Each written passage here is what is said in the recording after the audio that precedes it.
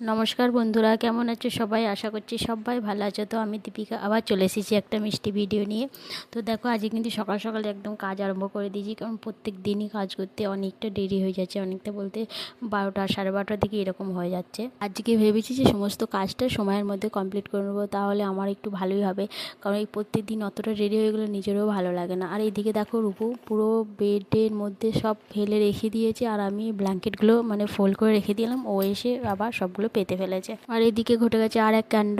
এটা মানে সমস্যাটা হচ্ছে গিয়ে ওই যে কোয়ার্টারের গেটগুলো আজকে লাগাবে, মানে আমি যখন ঝাড়ু লাগাচ্ছিলাম তখনই বলে গেল। তো আমার সমস্যা এইদিকে এরকম হয়ে গেছে যে মানে বাসনগুলোও ধোয়া হয়নি সকালে, তার উপর আবার ঝাড়ুটা শুধু দিয়েছি, মোছা হয়নি। তো আমি ভাবছি যে কী করবো এইটুকু সময়ের মধ্যে, মানে স্নানও হলো না, কোনো কিচ্ছু হলো না, তারপরে বাসনগুলো পড়ে আছে, তারপরে ঘরে কাজ করতে এসেছে, যে কেমন একটা মানে অস্বস্তি বোধ হতে লাগলো আমার।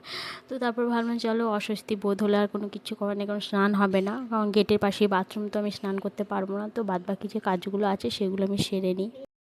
আর স্নান না সেরে রান্না করতে গেলে কেমন একটা মানে লাগে, মানে তারপর আবার সারাদিনের মধ্যে স্নানটাই যদি না হয় তাহলে তো মানে আরও একটা বিশ্রী ব্যাপার হয়ে যায়।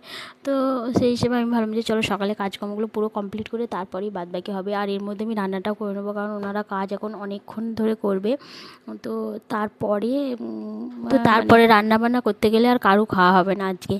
তো সেই হিসেবে এই কাপড়ই আমি রান্নাবান্নাটা করে নেব। আর ওনারা যখন খেতে যাবেন মানে সেই সময়ের মধ্যে চেষ্টা করব যে স্নানটা সেরে নিয়ে ফ্রেশ হয়ে যাওয়ার। তো এখন আপাতত উপর দুধটা বসিয়ে দিয়েছি গরম করতে। তো দুধটা গরম হয়ে যাওয়ার পর আমি একটু ওনাদেরকে চা বানিয়ে দেবো, যেহেতু কাজ করছে, আপনি বয়স্ক লোক। তো কজন এসেছে আমি এখন জানি না। তো আমার ওই মানে রূপুর জন্মদিন ছিল, তো রূপুর জন্মদিনে অনেকগুলো কাপ মানে রাখা ছিল, যেগুলো এক্সট্রা হয়ে গেছিলো, সেই কাপগুলো আমি তুলে রেখে দিয়েছিলাম। তো সেই কাপগুলো পেরে নিয়েছি। আর এই দেখো, তার মধ্যেই চলে এসেছে দুই ভাইয়ে মানে দুষ্টুমি করতে আমার কাছে। হ্যাঁ, তো এরা ঘরে থাকলে একটু অসুবিধা হয়, অসুবিধা বলতে অনেক ঘরে থাকলে অসুবিধা হয়, দুজনে একটু ফুটোফুটি করে, তারপরে আবার অনেকে রূপু পড়তে দেয় না, সব থেকে মেন সমস্যা এটা হয়ে যায়। আর অনেকে এই হিসাবেই ঘরে রাখা হয়েছে যে ও এখন পড়াশুনো করছে বলে, কারণ সামনে এক্সাম, তো সেই হিসেবে আমরা ওকে স্কুলটা কোচিংটা দুটোই বন্ধ করে ঘরের মধ্যে পড়ানোর চেষ্টা করছি। মানে কোয়ার্টারের মধ্যে এই সমস্যাগুলো খুব, যে মানে আগে থেকে মানে বলে না যে কোনো কিছু করব, বা হয়তো বলে আমরা হয়তো জানতে পারি না, এরকমও হতে পারে।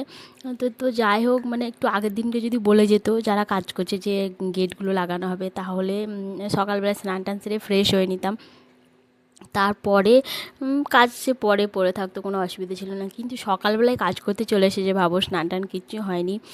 তো যাই হোক, আমি রান্না করতে করতে মানে ভাতটা দেখতে দেখতে ভাবছি যে কি রান্না করব সবজি, মানে আগে থেকে তো মানে কোনো কিছু ভাবিনি, কারণ আমি সকালে কাজ করছিলাম। তো সেই হিসেবে ভাবনা চিন্তা করিনি যে কী রান্না করব। কারণ যখন দুপুরে রান্না বসাই তখন ভাবি যে এটা রান্না করি ওটা রান্না করি। তো আজকে কিন্তু কোনো রকম কোনো আইডিয়া আমি করে রাখিনি যে কী রাঁধবো। তো এখন ভাবছি যে কী রান্না করলে সুবিধা হবে। তো রূপোর দুধটা গরম হয়ে গেছে, এরপর আমি ভাবছি একটু চা বসিয়ে দেবো, কারণ ওনারা অনেকটা সকালে এসেছে। তো একটু চা করে দিই, কারণ আমিও ওদের সাথে একটু খাবো, কারণ এখন তো স্নান টান হলো না, সকালে ব্রেকফাস্টও হলো না। আমি রূপু আর অনেকে ব্রেকফাস্ট করিয়ে দিয়েছি, তো ওরা খেয়ে নিয়েছে। আর অনেক যেহেতু ঘরে পড়ছে, রূপু ওর কাছেই বসে আছে, ও বই নিয়ে বসে আছে। তো সেই দিক থেকে নিশ্চিন্তে রূপু দুজনে একসাথে বসে আছে।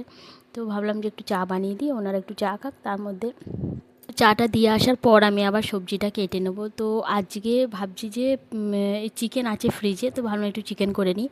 শুধু চিকেনের মানে চিকেন আর আলু দিয়ে একটু বেশ ঝোল ঝোল পাড়া করে বানাবো, খুব তাড়াতাড়ি হয়ে যাবে রান্নাটা। তো আর তার মধ্যে ওনারা যখন খেতে যাবেন তখন আমি স্নানটা সেরে ফ্রেশ হয়ে নেব, না হলে এর মধ্যে আমার আর স্নান করা হবে না গো।